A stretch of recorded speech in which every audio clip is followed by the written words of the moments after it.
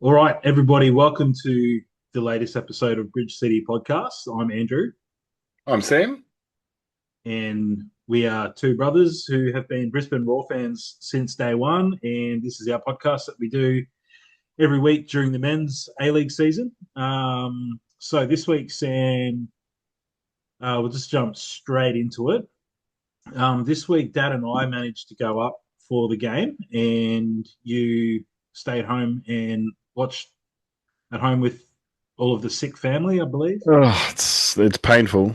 It's we've got one that's got hand, foot, and mouth, one that's got influenza A, and one that has a mystery rash.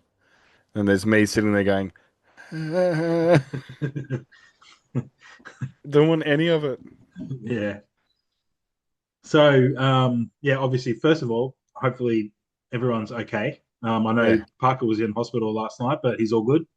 he's all good. Yeah, he was all cleared. He just needed someone to pull a needle out and him to go, no, I'm all good. I'm sweet. Yeah, no, I'm fine. I'm fine. I'll eat. I'll start eating and drinking. All right, no worries. So, but Um, like this tonight, he's gone. Oh, can I get some sushi? We're like, yeah, sure, we'll go and get you some sushi. So we grabbed some sushi. It didn't. He had one bite and it's like, oh, it tastes weird. And I'm like, yep, it's gonna taste weird. And then he's like, oh, can I have some pasta? And then so I cooked up some pasta. He's like, no, like with the meat on it and stuff. I'm like, you want spaghetti? So I made spaghetti because I'll have it for lunch tomorrow. Didn't even, yeah, had one little bite of that. Oh, I don't like that. I'm like, it's what it's gonna be like. So yeah, Kristen will have fun with him tomorrow.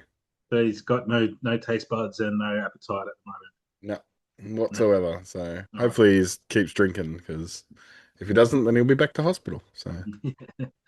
Right. Well, hopefully they're all good, yep. and that you escape Oh unscathed. man, all I'm scared of is it being like Monday, Tuesday next week, and I come down with something right before we go to see Sui and Metallica and stuff. Ugh. Yeah, yeah. Actually, we should probably just shout out to someone who probably doesn't listen to the podcast. Is our I'll friend send him a Dan clip of has it. Yeah, our friend Dan has hooked Sam and I and a few of our friends up with free tickets to go and see Metallica and Suicidal Tendencies on Wednesday.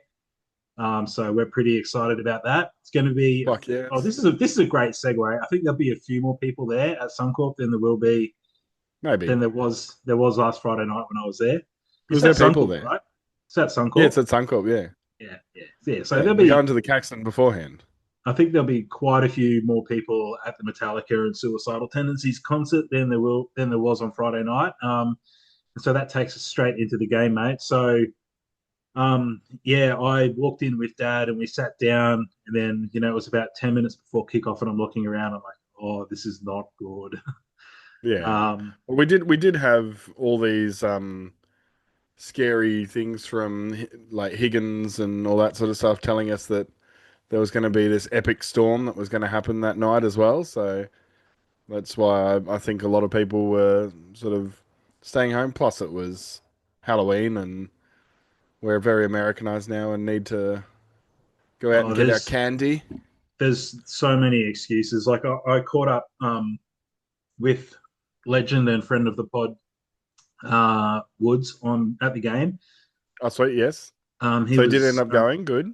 Yeah, he was there, and he was sitting with another friend of the pod, Mike, and I caught up with them at halftime, and Luke and I were saying, oh, it's either oh, it's a 6:35 game, that's too early. Oh, it's an 8 o'clock game, that's too late. Oh, it's windy. Oh, it's raining. It's too Yep. hot. It's too dark. It's too sunny. Yeah. Anyway, That's what it feels like, doesn't it? No. all of the Everyone's got an excuses under the sun. excuse. Everyone's got an excuse. I will say though that the 6:30 game, to try and fit in with the New South Wales and Victorian broadcasting time is hard. But It's hard. Like for and example, and Dad and I. I'm still yet to go to a like I don't even know if Broncos have ever had that Friday 6 o'clock slot ever No, they always hit the because 8 o'clock slot. because they know that if they go to 8 o'clock, they're gonna Queensland government are gonna make some money, so Queensland will push for it. So yeah, it kind of helps, but yeah, I was was sort of bummed that I didn't go because Parker ended up being crook and and didn't really do much of anything anyway. So I probably could have come up and enjoyed myself. But yeah, no, it was I was one of those people with an excuse on Friday, and yeah, seeing people online going, "Oh, where's everyone in the crowd?" And you're like, "Well, where were you?" Like the person commenting, like the reason there's no one in the crowd is because people like you aren't showing up. So yeah, we We can get into some of the talk about the crowd a little bit. We should talk about the game first, mate. Let me get your impressions from watching at home, and I'll let you know what I felt. And whether I agree with you as well, like just as from someone yeah, who's yeah, watching. yeah. Well, like I was baffled by the stats because it wasn't what I was watching. I felt like we were I don't know, I felt like we were without the ball for long periods, but I didn't think that we were 30% possession. Just on that 30%, that's according to Google. A couple of Yeah. the other sites have said that we had 44% possession. Okay, which that's more what I would feel like it was. Like Yeah. I didn't think it was swayed in that much of a possession thing, but mind you, I felt like we had just as many chances as what they did. Hmm. So it wasn't a crap game, but it was a boring game because you knew what was coming. So did the opposition because both Raw and Melbourne City were reading each other like books, Hmm. and being able to pressure each other where they needed to, and being able to relax when certain people had the ball. And yeah, it only came down to really that last sort of 10 minutes when both teams got desperate that it started opening up and becoming an actual football game that I was expecting. Again, the other team came out probably tougher than what we did, Hmm. which is interesting. Seeing as we were going to be this tough team, it feels like everyone's read the book and gone, oh, so we need to be tougher, Well, and we're not. mate, I'll just jump in. It's interesting Yeah, you yeah, say that about Melbourne City, because I'm trying to remember. I think it might have been Tommy Orr, yeah. or Eric Partaloo, or Danny McBreen, or it could have. I honestly can't One of remember the who it was. one of the commentary team. One of someone who is on the television about the game at some point in the last Yep. 3 weeks mentioned. I think it was either after the first game or after I think last this is week. Tommy Orr that you're talking about. I Yeah, think it might be Tommy Orr. He was saying no. I think actually, I think it might have even been part of it. Anyway, it doesn't matter. yeah. Some someone said that when people were bringing up the fact that Brisbane were physical, and they said, well, Melbourne City won the competition last year, and they had, I believe, the most yellow cards and the most gave Yeah, away the most fouls. So they've got that grit and that edge, yeah. that They know competitive how to edge do it to and them, use it to their advantage. and it helped them get to a chip as well as playing some good football along the Oh way, yeah. scoring some No, goals. but that's what they do. They throw the other team off the game by being so tough and strong, and then the men that know how to put it in the back of the neck just use that. Yeah, So they know that they're coming in fast. So then the pressure, all you have to do is come towards them now, and they're expecting you to be tough. So you can use it to your advantage. So, um, yeah, the I was actually I was quite happy, um, with how we played. It wasn't a lot of long ball football from what I saw. It hmm, was we did try and do some building work. Again, we don't know how to pass anything into the center of the park. yeah, Everything happens down the flanks, which is very yeah. I'm going to start watching that a little bit more closely because no ball seems to come. If it does go up the middle, it's like JSA gets it, passes it to one of the two men that are in front of him. They pass it straight back to him, and then it goes back to a fullback and goes out wide again. Like it just that's we don't seem to be able to create anything in the middle. Um, yeah, yeah. I 100% but, agree. Yeah. but yeah, but I was happy that we got the nil all, and it kind of felt like a win, which was weird, Mhm. because I was kind of expecting them to win. So I guess yeah, overall I'm happy with the point. That's 4 points in 3 games, which is 4 points more than probably what I would have expected us to start the season with, especially being a new coach and like new players, basically. That's yeah, I'm actually quite happy. But I'm not still not seeing anything that's shining through. But there are individuals that are starting to get a little bit more confident by the looks of things. So and um, Brissett coming on and getting the whatever it was, 10 minutes or 5 minutes or whatever. It didn't feel like it was very long. Um, yeah, I'm hoping that that turns into 15 minutes next week Mm. because he is so dangerous with the ball, and you just saw the if he had confidence in him, he puts that ball towards the keeper instead of taking that extra touch to go around the extra player again. Yeah. Yeah. So I'm hoping that's one thing that changes. The other thing is Quinn McNichol needs to be on the field, I think, with Sam Klein. I don't think Okay. he should be swabbing for Sam Klein. I feel like Quinn's the sort of person that would create a lot of space for Sam Nicol to work in. So I probably even, yeah, would change that. And maybe Roos for Long should be a little bit later in the Okay. game. Yeah, because he Okay. ended up coming on like the 60th minute or something like that, like half an hour to go. Mm. And I feel like Long could have stayed out there a little bit longer then, a little I bit think longer. so I see, but I'll just jump in again, mate. I'm pretty Yeah, yeah, sure you're right. Long was cramping up, and Yeah, he did. that's Yeah, he did start cramping up. That's what I mean. Yeah, that's why that's why I had if to he come can off. stay out there a bit longer, I feel like Roos came on a bit too early, and they still either they just did some substitutes, maybe. No, I'm Oh having yeah. a look now.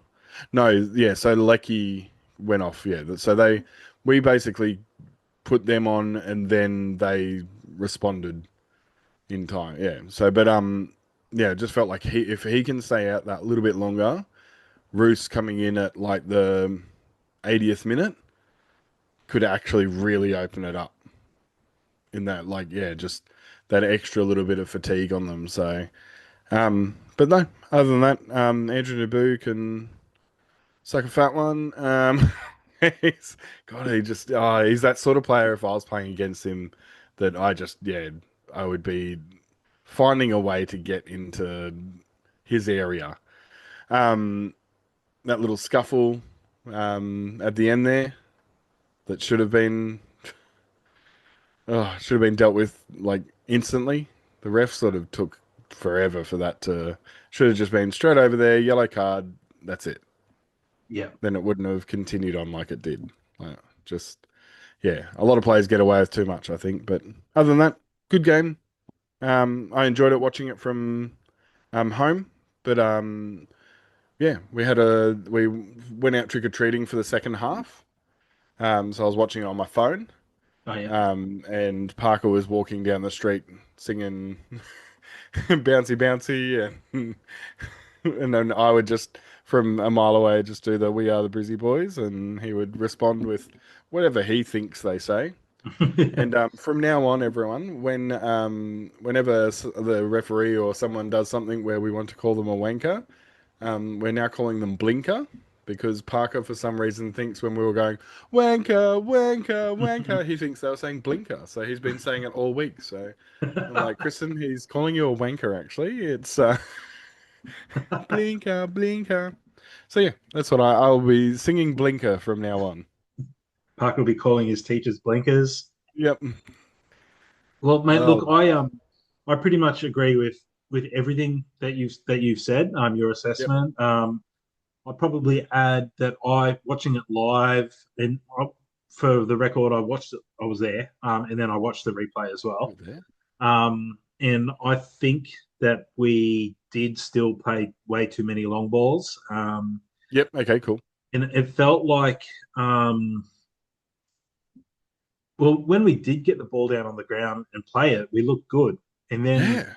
to your point, like when we would get it to somewhere in the middle of the park, it would either come back to one of our five defenders that we had at the back, Yep. or it would be kicked upfield and just handing possession back to a team who are fantastic at keeping possession Yeah.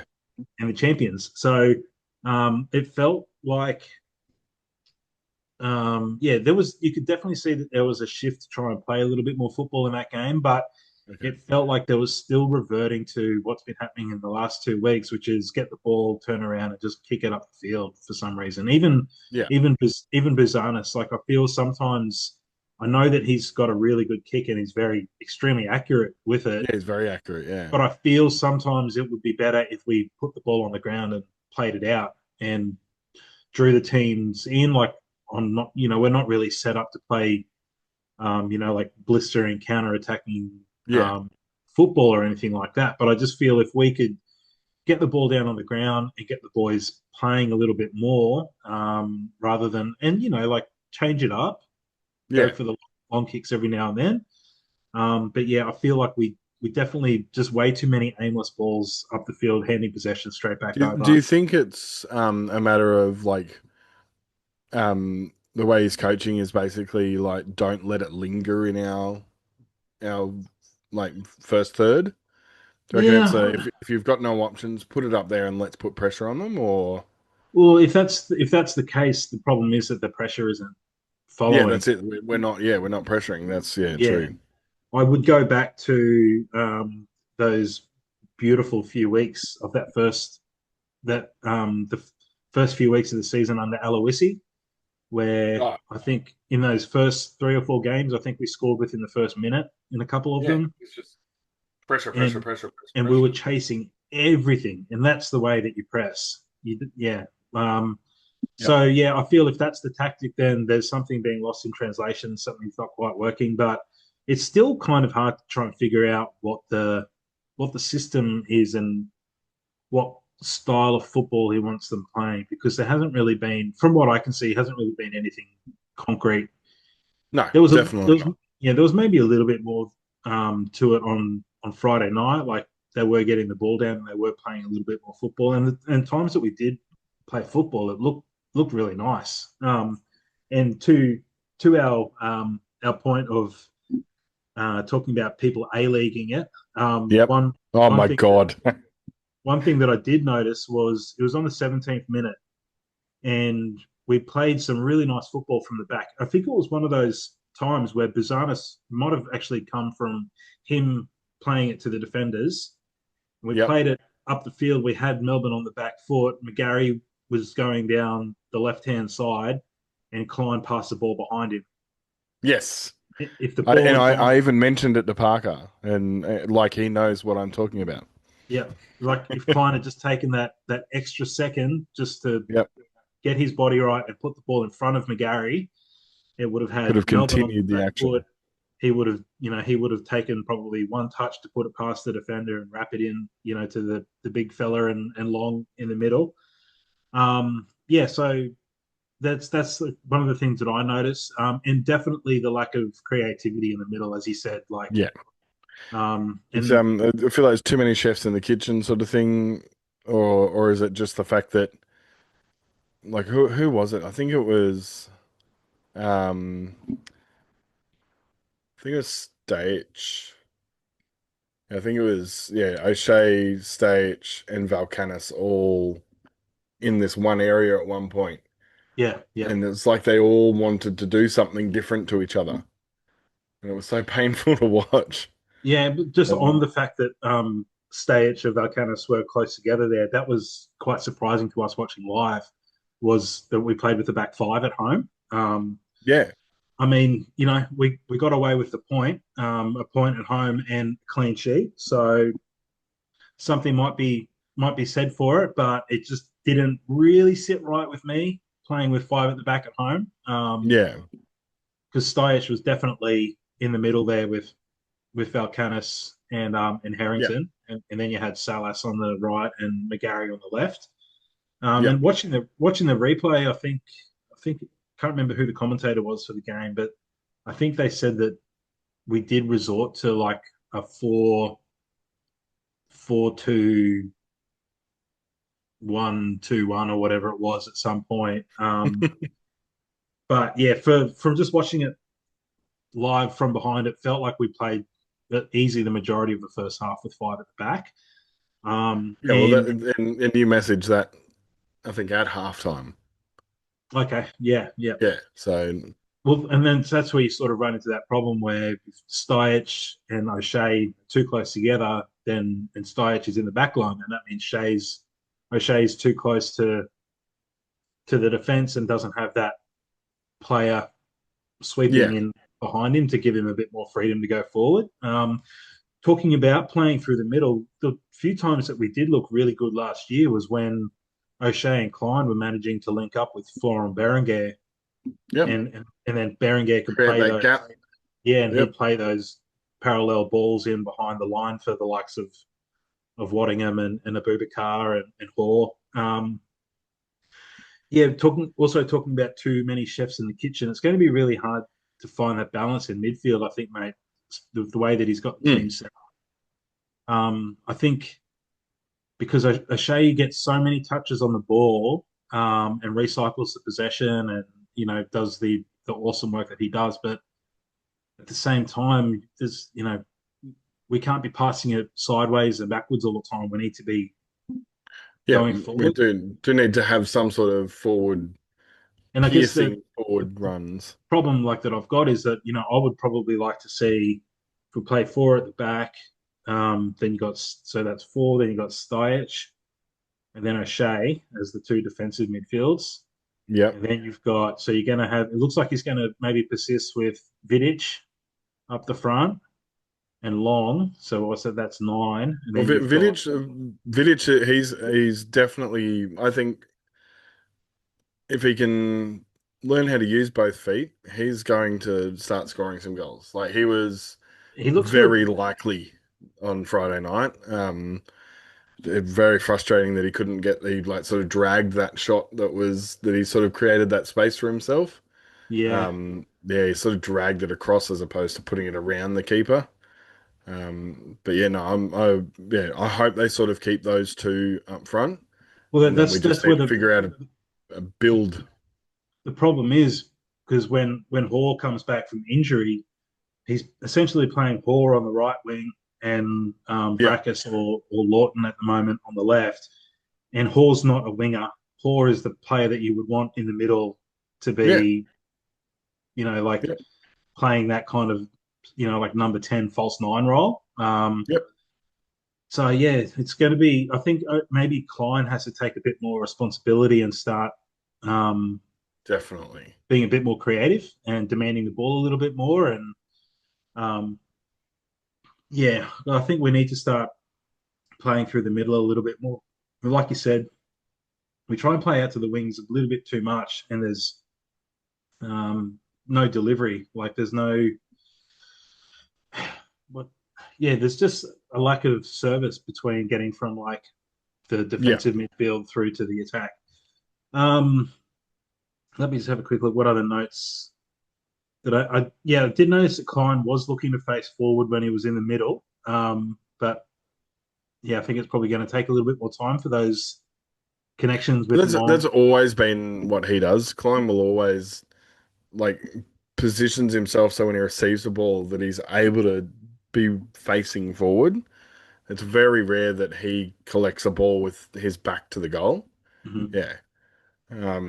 But yeah, no, they definitely need to fix that because even like just on this lineup that's on Google, looks nothing like what was out on the field. So I don't know if he's just submitting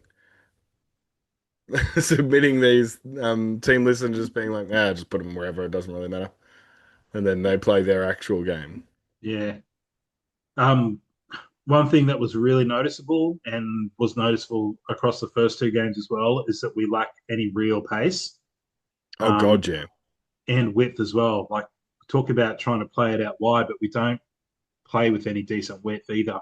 We're very No. compact, which Well, is weird I because when I looked at the match recap before, like McGarry, who really should be the one creating that width, he's actually like when someone took that little like bicycle kick shot, the very lame Diet unicycle. Not even a bicycle kick, it was a unicycle kick. Yep. Um, yeah, like he's right in the middle there. Like, why is he in the middle there? He should be the man out the side. Yeah, it just was. I was baffled by it. So Yeah, it's like it's a little bit confusing for us as fans, and maybe it's a little bit confusing for the players at the moment. But it feels like we're either like we're compact, but we're not playing through the middle, and yeah, we're compact and we've got no width and we've got no pace. So like, what is our system? Um, kick it up the front to the big fella and try and play off the scraps. when I would they've like got to bigger think, fellas, it's hard to do that. yeah, and I would just like to think that with the quality that we've got in the midfield, that we've got the ability to play some nice football. Yeah, It'll be good to see if that will start to, the first 2 weeks was real grit and determination, and there was a fair yeah. bit of that on Friday night as well. But there was a little bit more football, so hopefully the players and Valkanis, warming into it a little bit. Yep. Um, what did I? The other note that I had was nice play for O'Shea for O'Shea's chance on the 40th minute when O'Shea flashed it wide. Yes. Um, Oh God. Same thing. um, Yeah, like pulled the shot across himself instead of like hammering it. Like it happens two or three times to different players. Like yeah, it was very like you watch them do it before the game. You watch them practice their hitting. They're fucking nailing every single one. It's like where's that in the game? Like is it just the pressure that gets to them or fatigue? I don't really know. It's yeah, very confusing that they can't replicate that on the field when they get those free opportunities like those three guys did. So, yeah, yeah. Talking about free ugh, opportunities, there was that one moment where watching it live, it was like, why didn't he just stop and get the ball when Vidic was that I think it was Ferreira. I think is it Ferreira, the really good defender for Melbourne City. Have you got the lineups there? yeah, I've got lineups. Is that how you say it? Ferreira? Yep. Yeah, I'm pretty sure. I think it's for Ferreira. Yeah, he actually made a mistake, and Vidic tried to pounce on it, and the Hmm. defender watching the replay, like he actually recovered really well. Like, but watching it, it was right in front of us, right there. It felt like Vidic. It looked like he was worried too much about trying to shrug the player off when the ball was like right there. Yep. It felt like watching it live that the ball was right there, and he was too worried about trying to push the player off. But I think he was already going that way, Yep. and just So you just, it's yeah. like trying to turn a semi trailer around, like Yeah. to just Once, stop and once get your the ball. once your hips and your and your shoulders have moved, that's it. Yeah, your center of gravity is moving one way, and the defender, to his Yeah. credit, probably pulled him that way a little bit as well. But that was Yep. a really good opportunity. Like if the ball had just fallen, like half a meter the other way, it would have been on his feet, and it would have been 1-0. Um, all right, mate. Look, I've got we've got. Dad's I did ask him earlier on about the like his wrap up of the game. Mhm. Just have another person's view. He said the Raw game was hard fought and they looked good in attack. Their first touch is what let them down a lot, and they randomly lobbed the ball and give it back to the opposition.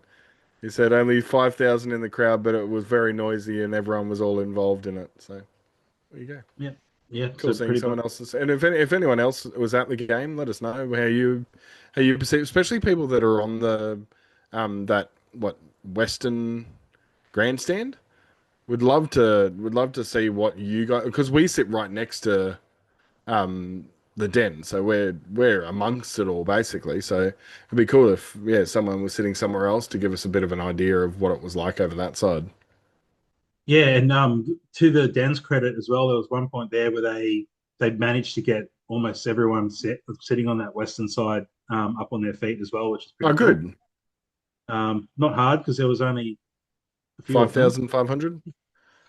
Mate, I'm just very quickly. I'm going to bring up. We're going to Yep. go through the YouTube comments from last Oh, week. cool. So you're bringing them up, sweet, awesome. Yeah, yeah. We did say in last week's episode that we were going to do like reels as responses for Yes. them. But as you heard, things have been a bit hectic at Sam's place, and Yes. I've been Thought it might be a little editing. bit insensitive to just push Parker aside and do a quick little video. So Yeah, I haven't done anything on socials this week, but it'll definitely change this week. You'll probably cop my gob over the next few days and lead into the game and stuff, and I'll do a couple of lives and stuff as well all right, before mate. the Well, game look, because look. Let's get stuck into these. What have we? We've only got yep, a couple of minutes left on our 8 minutes or so, thing. yeah. So do you want to bring up the comments from the latest video, and I'll just quickly Yep. run through the comments from the previous one, mate. Yeah, I'm definitely. Yep. not going to go in too deep on any of these, but so this is from user GLB7897. The Roar's mentality is giving Atletico Madrid vibes: intense, aggressive, direct, defensive minded. I wonder whether Valkanis is taking inspiration from Diego Simeone. And my response to that was that you and I don't watch enough La Liga to verify that, but Yeah. that's a cool perspective on it, saying that we're looking like Atletico Madrid. I'd like to think that we might be able to score as many goals as them as well. Um, Nicholas, once again, left us a comment. Loving the content, guys. Agree about the analysis of the team. Need to see more of Rakus. Didn't really get involved other than crossing into Bratton's arm. Really, I guess he probably meant really love the fight that the boys have showed. Hopefully, the crowds improve as our performances progress. Wins will draw out the fair weather fans. That's To basically it. yeah, um, uh, Dev Nicholas Webster, really enjoying the effort, guys. Keep it up. Love being in the den last game. Awesome, mate. Hope to see you there in the den again. Um, Koi Clonus, Value Dental did give out some free passes to the match, but that's a good idea from your dad. Get on to Joe Esposito. He's always happy to hear ideas. Also, it's criminal. We have to pay a large transport levy when public transport across Queensland is 50 cents. Very quickly, we have been in touch with Joe, and there'll hopefully be some more coming on that in the coming weeks. And yeah, I mean, the 50 cent transport thing, that's a state government subsidy. So, and they're not going to subsidise Brisbane Roar games. So, but I understand that. And then Kira said, "Yay, it's me." Randall Stevens 3-1 to Brisbane in Wellington bet. Glad I didn't bet. Jacob 3-1 in my opinion. That was for the Wellington game. And Koi Clonus says, I think the Roar will beat MacArthur 1-0 with a JO shake penalty. Oh, fantastic. Awesome. That's the thing. Um, How did you know that? all right. So that's the previous week. Do you want to run us through last week's comments, mate? Yeah, definitely. So we've got at GLB7897. I love how they all have like just the random four numbers after it. Valkanis stated that when substitutes started coming on, the team lost their structure and shape and started to vending deeper. And that this was the issue. My dog's barking. This implies that for the first 60 minutes, he felt that our offense wasn't an issue, whereas fans are quickly latching onto that as the main issue. Mm-hmm. Um, yeah, it's really funny how people perceive games so differently. It happens in all sports. It's yeah, amazing that like you can have one person saying, "Wow, our defense is really good," and then the other person going, "Where is our defense?" And yeah, happens all the time. What have we got? Kira Krasnov, again 8381. Love the vlogs. Will you guys be at the game on Friday? Well, you saw what happened there. Um, what have we got? Jonas Kissel, 2838. Regardless of opinion, appreciate the content and coverage of the footy. Vibes are good this year. Of course they are. They're created. I feel like the media team and stuff have really created those vibes. It's easy to latch onto, so I love it. William Anderson, 1080. Oh, he gets a 1080. Sweet. Hey guys, I love the podcasts. I think 0-0 is a decent result against a strong City side. I think Mini Melee is exactly the energy we lacked last year. Passion for the team and backing your teammates. It's true. That's what I really, really loved seeing that he tried to sort of boss him around. And, no. I'm coming. I've got friends that are coming over here and they're going to help me. So I love that. Last one is Nicholas Peters, 9367. Hard to tell what our tactics are going to be. I don't know if we played all long balls because they're high line or if it was going to be for the rest of the season. I think we're seeing that this is something we're going to do. Our passing accuracy was abysmal because of it. Again, you're on the same note as my father. Need to play the ball around, as you said. Why no whore? We could say with a huh. Um, I'd rather him than Valkanis and keep the pods coming, guys, up the Roar. So we found out that Hor hurt himself, so Yeah, that's why yeah, he's still out. So hopefully we can sort of see him soon because God, we need him, don't we? yeah, yeah, It's crazy how much he makes a difference. Like when we saw it last year, like it just he comes on and pff, there we go. There's 3 goals. Like yeah, yeah. what was it? 3 goals in 4 games or something like that. Like crazy.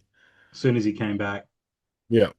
yeah, And yeah, we're we currently missed. sitting sixth, which is so we can end the season right now. Thank you. It's us. Job's We're in done. the sticks. It actually be really, really good this week. Because you've got a bunch of the clubs that are up the top all versing each other. I'm pretty sure it is. Where's the table? I've clicked off it. Yeah, so we've got what have we got above us? Auckland FC, Sydney FC, Melbourne City, Wellington Phoenix, and Macarthur are all the teams that are above us. So yeah, so Newcastle Jets next week. I'm predicting it's a Sunshine Coast one, isn't it? Hmm. So Sunny Coast, it's an away game for both teams. Uh, so yeah, I Newcastle have looked half decent. Scored lots of goals, conceded lots of goals. So hopefully that's the same, and I will go with a 3-2 Raw win in the last 4 minutes. There you go, 4 minutes. Okay. Um, I'm going to say the prediction for this week's game, and we'll talk about the game in a second. But um, I'm going to say 3-1 to Brisbane Roar, and I'm going to say Sam Klein, man of the match, in front of his friends and family on the Sunshine Coast. Fuck yes. And I'm going to also say that let me see who's going to score the other 2 goals. I think Chris Long is overdue. I think he's going to get one. And I think we might see one from either McGarry or Salas. Okay. Yep. Yeah, that's my predictions for the game. Okay, mate. So talking about this Sunday against Newcastle, you mentioned that they've got goals in them and Yep. have had lots of goals scored against them as well. Well, But they've scored the most goals so far this season. They've scored 8, but they've conceded 9. yeah, Alex Battleado has been on fire for at least the first 2 weeks. He went a little bit off the boil on the weekend. I watched the game, but Yep. those first 2 weeks he was untouchable. He scored like 3 contenders for goal of the season in the first 2 weeks. But Milligan's got them playing some quite nice football. Yep. Yeah, I've So enjoyed watching them. So it's going to be interesting. The weather is looking like it's going to be fine, if not partly cloudy, yep. humid as fuck. It's a 2 o'clock kickoff, Yeah. so it's going to be hot. On that, mate, are we going up to the game? Well, I'm not, but You're you not? guys are more than welcome to. I need to be home and get everything sorted here. Yeah. Plus, we have a inspection coming, I think, the following week.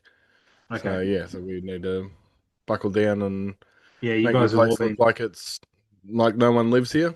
So you guys have all been sick for the last week, so yep. um, I'll have a chat with Dad. I'm not sure if he'll want to go up to the Sunshine Coast. Well, he did. Um, He did tag us in a bus that's going up there. there is a So bus, maybe yeah. it is So decent. the Raw, as of us recording this, I think tomorrow the Raw are going to make a decision on whether they're providing the bus. It'll be $20 each if someone. I would assume most people who are listening to this follow the club on all of the socials and know Yeah. all of this already. But yeah, they are looking to for expressions of interest for a bus $20 a head to get up. I think it's leaving from like Bowen Hills, and Yep. heading up to the game. I'll have a chat with Dad. I haven't made my mind up yet. I'll see what happens. It's a long way to go, obviously from the Gold Coast. Yeah. Make a day of it. I'm actually thinking I haven't. One of my best mates and the singer from my old band, he passed away a few years ago, and I haven't been back up there since his wake. So his funeral and wake. So I'm thinking I might, if I do go up, I probably want to go up by myself, and Yep. spend a bit of time up there in the morning, and then maybe head to the game and take the camera with me and ask some questions, be man up, Do and it. actually ask some people some questions. The other thing as well, mate, that I mean, we'll get to our 3-2-1s Yep. for the Bleibergs. for the illustrious Beleiberg Medal points in a sec. Um, but one thing that I quickly wanted to mention, I sent you a message about it just a couple of hours ago when the news broke. Yep. Um, we have been saying here on the podcast for like the first two seasons that we've been doing it. We've been saying how we were disappointed in the fitness of Carlo Armiento and how he could never seem to last a full game. It has actually come out. I'll read the post. I'll read the post out. I should have been prepared for this, but as anyone who listens to us knows, we are not very well prepared at all. A-Leagues. Oh, that's right. Now it won't come up for me. Okay, so now it's gone. Oh, here we go. So, Wellington Phoenix star Carlo Armiento has revealed he was diagnosed with cancer last year. In March 2024, after months with a nasty cough, Carlo was encouraged by his teammate Nikola Miliusnich to consult a doctor. An X-ray revealed a 9 centimeter mass inside his lung, which was later confirmed to be stage 2 Hodgkin's lymphoma. So serious cancer. Carlo returned home to Adelaide to start a 2 month course of chemotherapy. The grueling 5 hour treatment process every Friday was life changing, as we're well aware. And anyone who's had cancer in their family is well aware. Yep. But despite the intensity of the process, Carlo found the strength to continue running and attending the gym. By June, he'd received the positive news that his cancer was in remission. So that is fucking amazing. The Awesome. last challenge, 13 consecutive days of radiotherapy. Coming out the other side, Carlo could finally turn his attention back to football. After a stint in Italy to get away from what he'd experienced, Armiento has come back to the A-Leagues with the Phoenix and is absolutely flying. 3 games, 2 goals, full 90 in consecutive games for the first time in his career. Now he's feeling the best he's felt in his career and has decided to share his story to help others who go through the same battle. Carlo, thank you for sharing your story. Australian football commends you for your bravery and courage. And yeah, as I mentioned, we were baffled by his fitness and how he could never Yeah. do full 90 minutes. And he was had such good potential. And it's amazing that he's in remission, mate, but just unbelievable. Hey, This I'm yeah. As soon as you sent it through, I was like, "Fuck me!" Not only does he have to play for us, but he also has to oh cop that. man, But yeah, oh no, yeah, I'm amazed that he was able to do what he could do with that happening in the background. And all props to him. He's kept himself going through it all, and has yeah, what yeah. scored a couple of goals this year already. And Hmm. Wellington are looking quite good. That'll actually be quite a fun game this weekend. The brand new Wellington versus Auckland. Oh, no, that was a bad accent for an Auckland. I gotta Yeah, put on my Auckland. I Okay, how think do you fuck do you say Auckland, mate? you got to say bro at the end. Takawanga. That's it. I'll just go for a nearby suburb. Yeah, look, us and all of Brisbane Roar fans, I think, would like to, just say thank you to Carlo for playing for us and Hell yeah, obviously man. playing through what he didn't know. Through all of that, Jesus. Yeah, he obviously didn't know that he had it for a while, and that has obviously played a big part as to why he could never last in a game. I think. Yeah. The one thing that I would kind of like to drill down on a little bit with someone at some point is why it took Nikola Miljusnic to suggest that he go to a doctor and not the club's doctor. Um, I would And like are to. they not getting like full like when I did so I to work in a meat processing job, I had a complete full physical that included scan of my lungs, scan of my head as well. So I had like a not a full MRI, but I had a head scan. Um, yeah, like it was that intense for working, yeah, with basically just chopping things up. Mm, Not professional football. Like, yeah, yeah, amazes me that. I would really like to think. I mean, Mind I you, would- our doctor was probably working at McDonald's at night time to get past to get through the day, just like our kit guy was yeah, working at yeah. Domino's. The pizza manager was the kit manager, and Yep. the yeah. Look, I would just. Firstly, I would like to know if it's the same doctor that's still at the club. Yep. And would I don't know. I would like to hear an explanation as to that, and also on that, thinking like with what happened with Dylan Tombides, and the fact that we've got like the is it the DT23 round, I think it is, that we have for the Dylan Tombides Foundation, Yep. testicular cancer.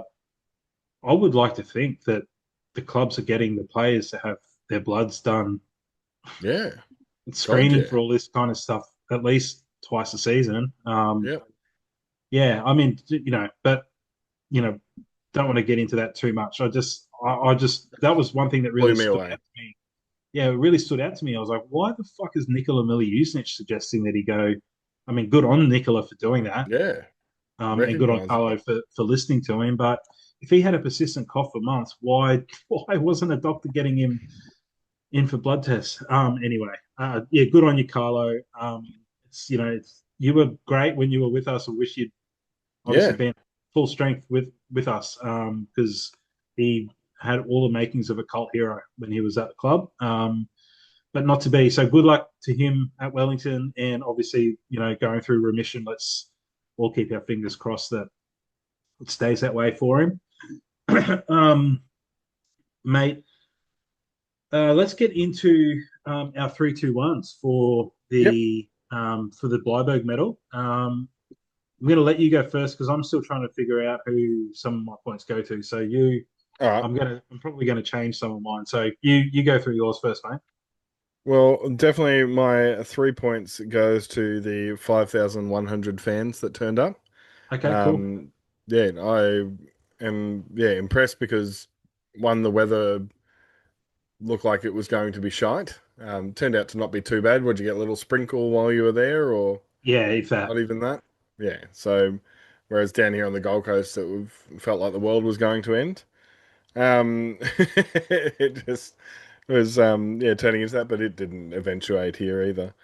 Um, so yeah, everyone that turned up, you get the 3 points. So it's a lot of people to give lots of points to. Number What's two, what's three uh, divided by 5,000? yeah, that's it. You get point 003 of a point.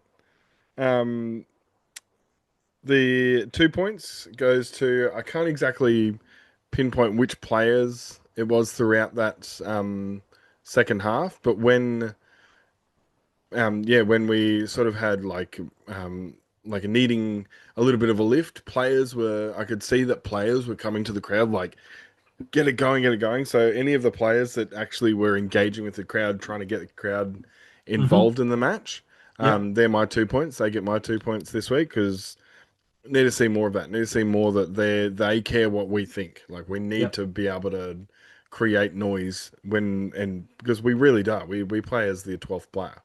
Your home team, like the home crowd is the biggest advantage that you're going to get.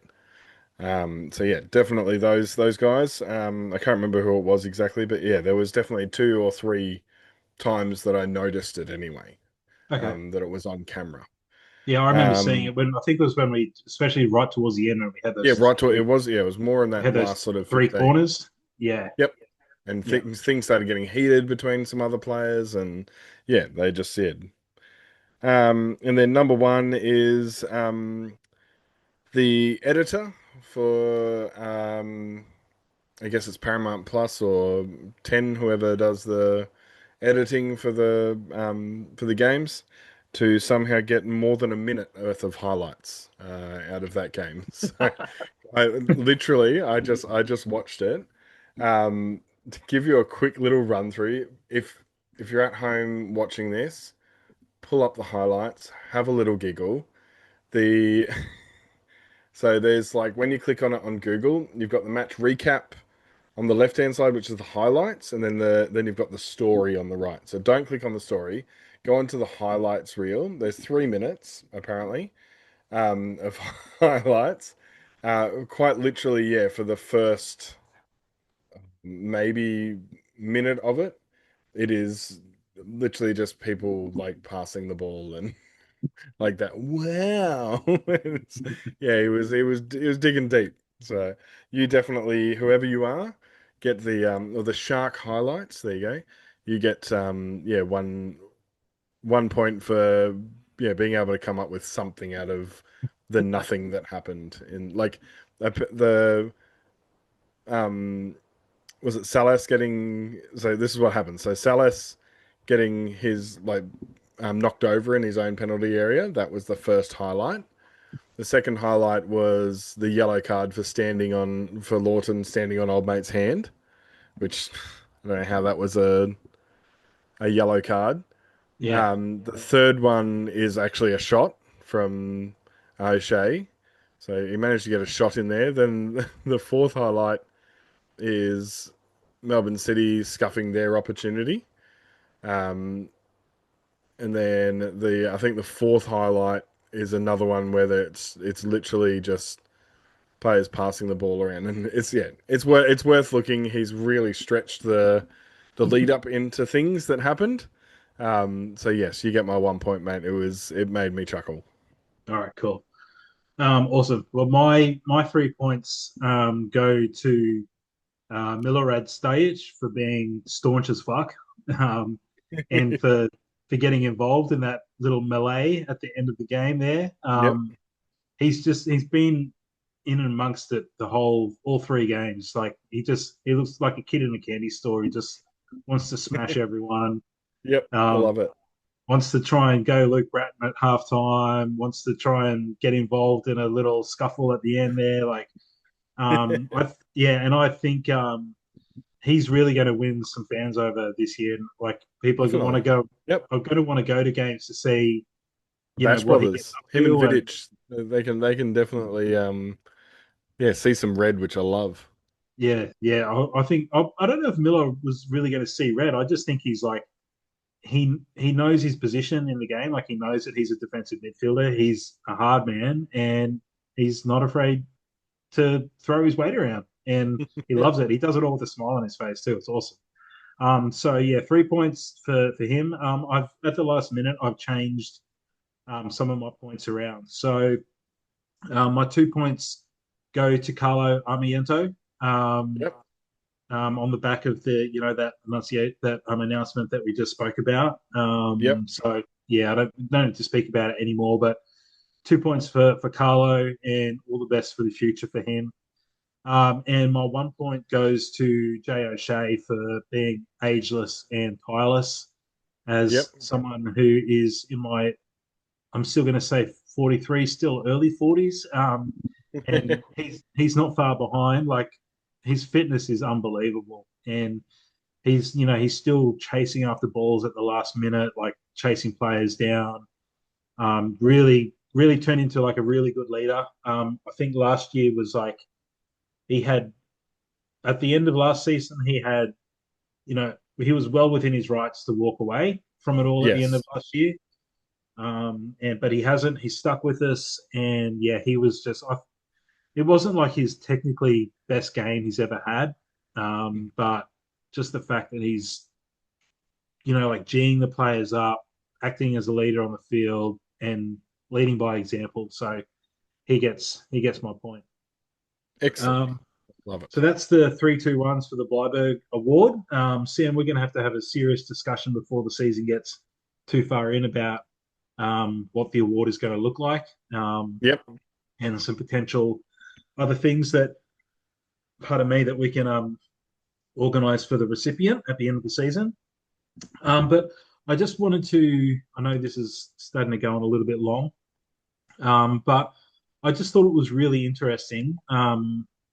I jumped on, I typically don't use this too much, but I jumped on ChatGPT Oh and I yeah, yep. thought I'd ask it a question and sort of liaise with it about the crowds. So I'll just read through. This is what I wrote. I said, you are an Australian soccer business and marketing specialist based in Queensland. Analyse the last 10 seasons from the Brisbane Roar and advise 10 practical and actionable steps the club can take to improve crowd numbers at their home games. So the response was actually quite detailed. I'll quickly go through it. So quick context and attendance trend over the last 10 seasons. So they said data from A-League stats shows Raw's average home crowds by season from 2015 to 24-25. So 13,300, 14,152, 9,000, 9,632, 8,000, 5,967, 4,000, 5,000, 6,400, 6,215. This shows a clear decline from mid-teens in 25-17 to a COVID plus performance trough and a partial recovery into the mid to 5,000-6,000 range recently. The club has also recorded some very low single match games, e.g., 2,454 in April of 2025, and then it goes on to talk about, the capacity of the stadium and that they should look for something smaller. Yep. But it then goes into say 10 practical, actionable steps to grow home crowds with how to and with KPIs as well. So right size the match day venue program, smartly mix Suncorp with boutique venues, which I think the club's trying to do. Launch an aggressive bring a mate style program, in brackets social acquisition, 2-for-1 or heavy discount at checkout for groups. For example, buy one adult ticket, get one made in for free, valid for the first 4,000 tickets. Offer digital refer a mate codes that link to a free or cheap ticket. Activate this each month versus opponents most likely to attract casual fans. Why social purchase drives immediate incremental buyers and attracts newer, younger fans. KPI percentage of tickets sold via referral codes. Conversion rate of first-time buyers to repeat buyers 3 months. So it goes into like really detailed breakdown on all of these points, but I'll just quickly run through the rest of them. So rebuild match day entertainment targeted at family and youth segments, create corporate and SME packages linked to local business nights, reboot digital marketing with hyper local segmentation and entertainment flows. I think they're all across that. Yeah. Turn match day into an event with themed nights and partnerships. And the suggestions that it's made are quite heavily skewed from some of the other searches that I've done for like my photography business and stuff. So sort of can't really pay too much attention to what it actually says, but the idea is there. Loyalty and membership overhaul focus on value and flexibility, offer modular memberships. I mean, they do this kind of stuff already, six Yep. game flexible packs, etc. Local community and schools program, free/cheap school ticket blocks for school holidays, teacher student bundles, raw coaching clinics run in schools with vouchers for parents, build partnerships with, I mean, they're trying to do that kind of stuff, I think. Yep. Fixed transport wayfinding and match exit friction. We've spoken about that last week with the shuttles. Yep. Improve communications with clear value propositions per segment. And I believe that Joe and the team are working on that too. Then they go into bunch of other stuff. And then they asked me, they said, if you want to, I can now design three sample ticket packages or map out a 6 week digital reactivation campaign. So I said, map a 6 week digital activation campaign and also provide another 5 suggestions to help increase crowds in a city obsessed with rugby league and the Brisbane Broncos and Brisbane Lions. How can games be promoted more effectively to the city of Brisbane?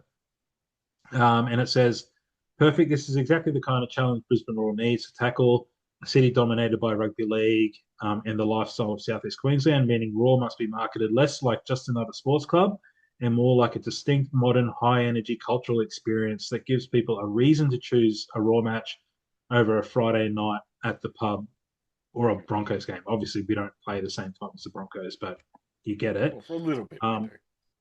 and yeah, I mean that's a distinct, modern, high energy cultural experience. I think anyone who has been to a rugby league or an AFL game would come and spend some time at a game with more than 5,000 people. Like if there was a game with maybe up around the 10,000 people, and you put them in the den, they'd be back every week Yep. because you just don't get that at other sports. No. It's literally my favorite thing to have a little giggle to myself about is that the Broncos games, it is so it has like players coming out, build starts like there's this like little hype that they build. So they have like an intro video for them coming out. And so it builds, it builds, it builds. They come out onto the field. There's music playing. It's getting crazy. They start counting down from five, four, three, two, one, and then the whistle blows, and it's all this energy. And then the person catches the ball. It's the first tackle, and every time, and it's just dead silence Yeah, straight after that. And it's yeah. So Broncos have addressed that, and especially during the I don't know how. I don't know if they are allowed to do it with their broadcasting and whatnot, but they just did it anyway. They ended up giving the mic to, like as opposed to having the ground announcers talking over it, they gave the mic to Alex Glenn, oh and so yeah, he's sitting down beside the field and like getting everyone going and jumps on the mic, and yeah, so there were little things like that that were helping the engagement of the crowd, which you saw in that game became very hostile. Um, but yeah, I reckon if we could get 15,000 people to come and sit and watch the Den go off, they would just be like, shit, this is so much better. yeah, But yeah, yeah, we got to try and get them there. 100%, 100%. And just quietly as well, I do remember you sending me a video of Brisbane Broncos trying to get a "We Are Brisbane" chant. My Who God, who yes, are they do we? it. They did it for the last two home games. They do the "Who are we?" Yeah, and I'm Mm. sitting there going Brisbane, even though they're saying Broncos. And everyone's Broncos. looking at me like they're saying Broncos. I'm like, it's Brisbane, it's our thing. I'm sitting there. I actually was wearing this to both of the finals games. So both of the Broncos finals games. I'm wearing my Brisbane Roar hat, and probably 90% of the people around me had no idea what hat I am wearing. So yeah, it was Um, kind of embarrassing for me. Like it was cringe, I guess, for me, that they were sort of trying to do it. It did not pan out. Like the crowd did not understand what they were even meaning. yeah, yeah, It'd just be like, "Who are we?" And then you'd hear like 12 people be like, "Broncos." Yeah, yeah. it I was. Yeah, reckon we can try and get some of those people to come to games. They'd love it, and I know they would. yeah. I'll just quickly run through the rest of these things. So I asked it for the 6 week digital activation campaign. Um, it says week one, reignite the pride. Um, Mhm. Brisbane's team, your city, your raw awareness plus re-engagement of lapsed fans, and then yeah, I mean, I think the guys are I think kind of Jonas doing is that. all over those ones. Yeah. Bring a mate Jonas, campaign, have you already talked to ChatGPT? Is that what's going on here? or Joseph and the team. Yeah, yeah, yeah. Week two, bring a mate. I mean, this is basic, basic marketing stuff. But Yeah. it's just interesting to see the way that ChatGPT breaks it down. So it goes on to like a bring a mate campaign launch. But it's pretty cool, like some of the way it breaks it down. Like it says, launch Bring a Mate 2 for 1 campaign via social and email. 15-second vertical videos with players saying, tag your mate who owes you a beer and a ticket. Partner with local pubs, for example, the Caxton or Felons, to distribute QR codes for discounted pairs.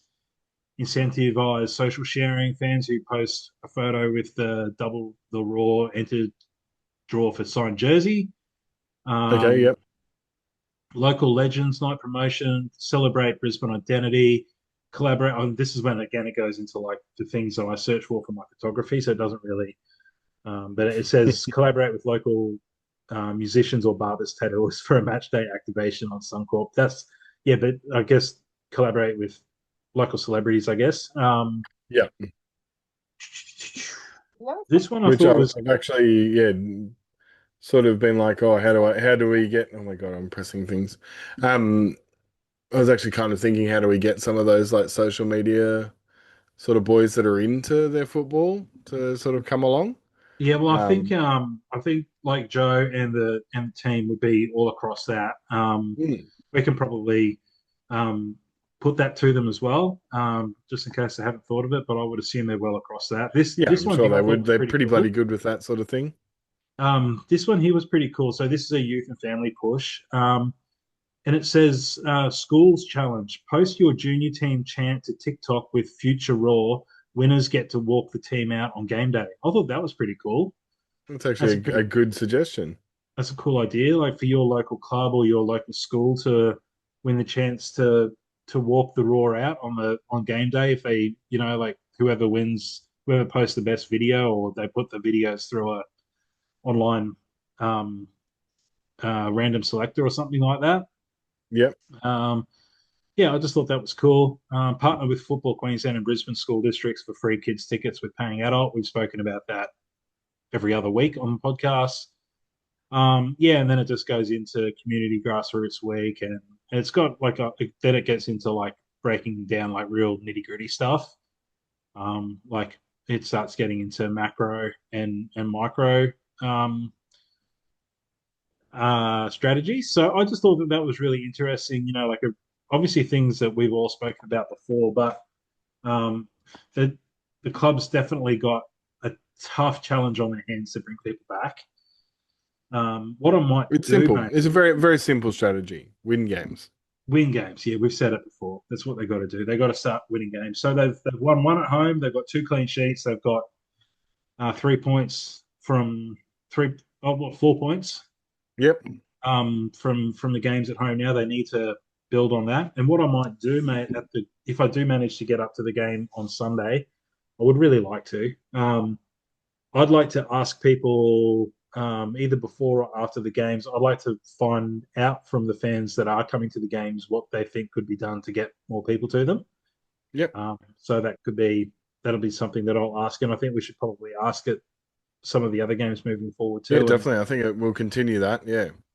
because I think a lot of people, like everyone, there could be a really good suggestion in there. Not everyone makes it to the club fan forum nights. Yep. Not everyone thinks to email Even their know thoughts. they exist.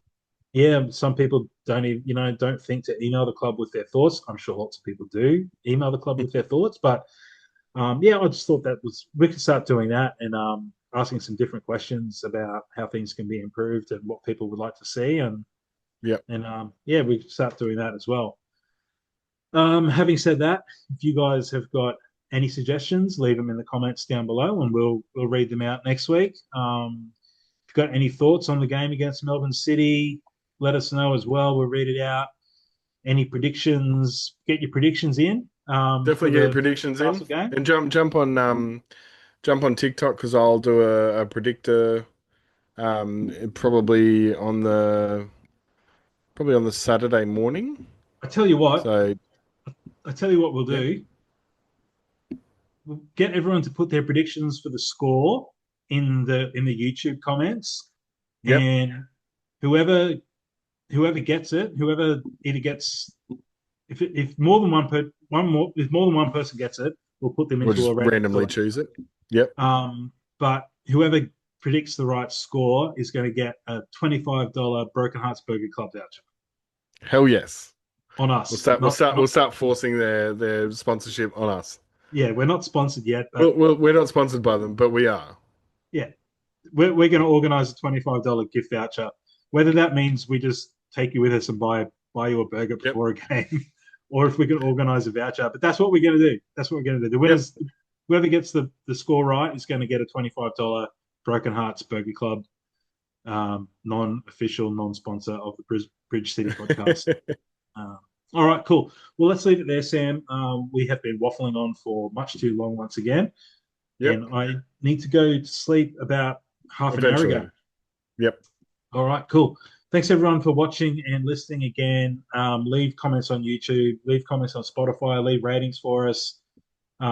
If you're listening on Spotify, Apple, don't forget that we do have the YouTube channel. These all go up live. So, Yep. yeah, we would love to get some more engagement on YouTube. We want to try and hit 100 subscribers. We're up to 73. So So close. we'd like to get up to 100 and then 1,000 and then 1 billion. 1 billion. 1 billion. Okay, thanks everyone for listening, watching. Good luck to the boys this week. Good luck to the girls as well. The girls were back in action with a big Definitely. win last weekend.